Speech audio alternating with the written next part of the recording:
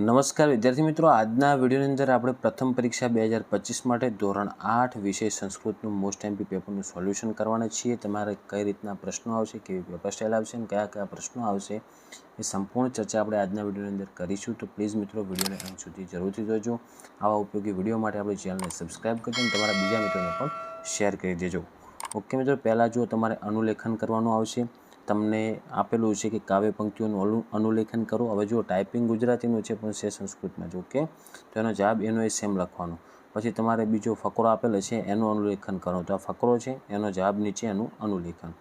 પછી બીજો પ્રશ્ન છે જેમાં તમારે લખેલું છે કે ફકરો વાંચી અને એના જવાબ સંસ્કૃત ભાષામાં લખવાના છે. તો ઉપર ફકરો આપેલ છે ને પહેલો પ્રશ્ન આપેલો છે, જુઓ કે કહ યોગાસનમ કરોતિ. તો એનો જવાબ આવશે અહમ યોગાસનમ કરોમી. હવે જુઓ, અહમ મતલબ અહીંયા જે લેખક હોય અથવા કથયિતા હોય જે હોય એનો જવાબ આવશે. બીજું છે કતિવાદન પર્યંતમ પઠામી. તો એમાં જવાબ આવશે મિત્રો સ પચવાદનમ પર્યંતમ પઠતી. કેટલા વાગે ભણે છે? એમ તો કે 5 વાગે. ત્રીજો, સાયંકાલે સ કઈ સ ક્રીડતી. તો સાયંકાલે સ મિત્રે સ ક્રીડતી. પછી ચોથું, રાત્રો ઇતિ શબ્દસ્ય વિલંબ શબ્દ કયો. મતલબ કે રાત્ર શબ્દનો વિરોધાર્થી શબ્દ કયો, તો એનો વિલંબ શબ્દ થશે પ્રભાતે અસ્તિ. પાંચમું, સ કતિવાદને શયનમ કરોતિ.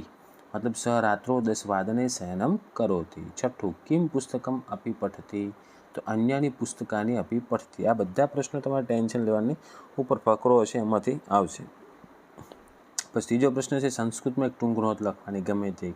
ધારો કે આદિ શંકરાચાર્ય ઇતિ વિશે 5 વાક્ય લખવાનું અથવા અક્ષરધામ મંદિર આના વિશે 5 વાક્ય લખવાનું. તો જો તમારે કદાચ તૈયાર કરવું કરી નાખજો. આદિ શંકરાચાર્યનો જવાબ લખેલો છે, એમના વિશે 5 વાક્ય, એનો સ્ક્રીનશોટ લઈ લેજો. પછી તમારે વ્યાકરણમાં શું આવશે જુઓ. તમને ષષ્ઠી વિભક્તિનો ઉપયોગ કરી અને વાક્ય બનાવવાનું છે. જેમ કે ઉપર પહેલું આપેલ છે, જુઓ રમેશ અને જલપાત્રમ. તો એનો જવાબ શું થાય કે રામેશસ્ય જલપાત્રમ અસ્તિ. એવી રીતનું કૃપાલ અને ગૃહમ, આ ષષ્ઠી વિભક્તિ કહેવાય. યાદ રાખજો, વ્યાકરણ તમને યાદ નહીં રહે કે આ કયો પ્રકાર. તો ષષ્ઠી વિભક્તિનું કેટલું આવું કરવાનું. કૃપાલ ગૃહમ, તો કૃપાલસ્ય ગૃહમ અસ્તિ. પછી બાલિકા અને કંદુકમ, તો બાલિકાયાઃ કંદુકમ અસ્તિ. ચોથું, શિક્ષક ઉપદેશ, તો શિક્ષકસ્ય ઉપદેશ અસ્તિ. પછી ઉદાહરણ જેમાં આપેલો છે એટલે મતલબ કે ભવિષ્યકાળ પરિવર્તન કરવાનું છે એ પ્રમાણે લખવાનું. પહેલું છે સૂર્ય અને પ્રકાશતી. તો આપણે એનો જવાબ શું લખવાનો? સૂર્ય પ્રકાશ યસ્યતિ. બીજું છે અહમ ખાદામી, તો અહમ ખાદિષ્યામી. આનો ભવિષ્યકાળ કરી નાખવાનો. ત્રીજું, શિક્ષક કથયતિ, તો શિક્ષક કથયિષ્યતિ. ચોથું, વયમ ગચ્છામ, તો વયમ ગમિષ્યામઃ. ઓકે. પછી તમારા ભાષા જ્ઞાનનો પ્રશ્ન આવશે. તમારે ગુજરાતી શબ્દનું સંસ્કૃત શબ્દમાં લખવાનું. મતલબ કે પેઢી આપેલ છે તો એને શું કહેવાય? તો પીઠિકા. બીજું છે બગીચો, તો એને શું કહેવાય? વાટિકા અથવા ઉદ્યાનમ. ત્રીજું, વૃદ્ધા, તો એનું શું થાય? વૃદ્ધા અથવા અમ્મા. ચોથું છે હાથી, તો એનું શું થાય? ગજહ અથવા હસ્તી. સામે ગુજરાતી શબ્દનું સંસ્કૃત કરવાનું હતું. ઓકે. પછી આગળ છે તમારે ગુજરાતી વાક્યોનું સંસ્કૃત ભાષામાં ભાષાંતર કરવાનું. તો પહેલું છે તમારું ભલું થાવું, તો ભવતઃ કલ્યાણ ભવતુ. ઓકે. આ બધા તૈયાર કરીને જજો. આ રીતનું આવશે તમારે. હું પુસ્તક વાંચવા માંગુ છું, તો અહમ પુસ્તકમ પઠિતુમ ઇચ્છિમ. ત્રીજું, મનુષ્ય માટે દુર્લભ કંઈ નથી, તો મનુષ્યાય દુર્લભ કિશ્ચિતન અસ્તિ. છઠ્ઠું છે ચિત્રવર્ણમ, મતલબ કે તમને પાઠ્યપુસ્તકમાં વિજ્ઞાન છે ચમત્કાર ચિત્રને આધારે તમારે લખવાનું છે. તો એનો જવાબ ચિત્ર શેના વિશે છે એ બધું સંસ્કૃતમાં લખવાનું છે. સાતમું, જેમાં તમારે શું આપેલ છે, જો વાક્યરચના આપેલ છે એનો ઉપયોગ કરી અને ચત્વારી વાક્યને એટલે મતલબ કે 4 વાક્યો સંસ્કૃત ભાષામાં બનાવવાના. તો જો શિશુ ક્રીડક અને જનક. તો હવે પહેલું વાક્ય શું બનશે? શિશુ ચિત્રમ પશ્યતિ. આડા અવળું તમારે ગોઠવેલ છે, એના ઉપરથી 4 મસ્ત વાક્યો બનાવવા રહેશે. બીજું છે ક્રીડક કંદુકમ ક્ષિપતિ, આ બનશે. ત્રીજું, જનક ફલમ આનયતિ, મતલબ તમને આપેલા હશે શબ્દોને એના ઉપરથી તમારે 4 વાક્ય બનાવવાના. ચોથું છે બાલિકા ચિત્રમ પશ્યંતિ. હવે શ્લોક પૂર્તિ.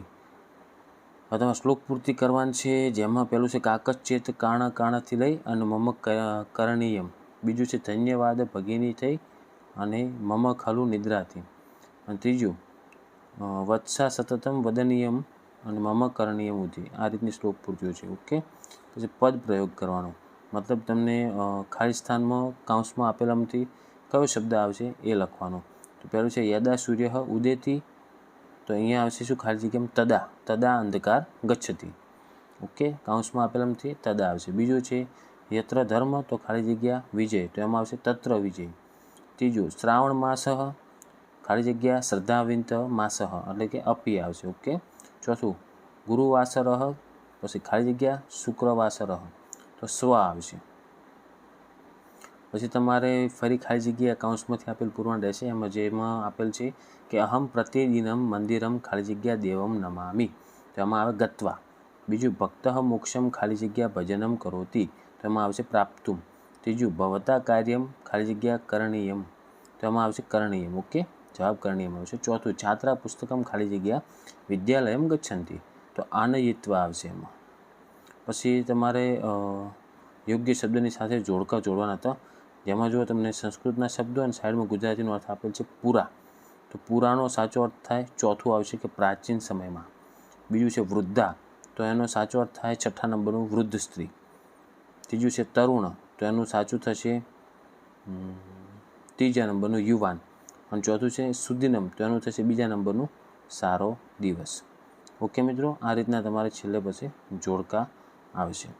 તો આ તો મિત્રો ધોરણ 8 વિષય સંસ્કૃતનું મોસ્ટ એમપી પેપર સોલ્યુશન સાથે. તો આશા રાખું છું મિત્રો કે વિડીયો તમને ઉપયોગી બન્યો છે. તો વિડીયોને લાઇક કરો, આવા ઉપયોગી વિડીયો માટે આપણી ચેનલને સબસ્ક્રાઈબ કરો અને તમારા બીજા મિત્રોને પણ શેર કરજો. તો જેટલા પણ વિદ્યાર્થીઓને સંસ્કૃતનું પેપર છે, દરેક વિદ્યાર્થીને મારા વતી એક્ઝામ માટે બેસ્ટ ઓફ લક. હવે મળીશું મિત્રો આપણે નેક્સ્ટ વિડીયોમાં. Thank you so much for watching my videos. Thank you so much.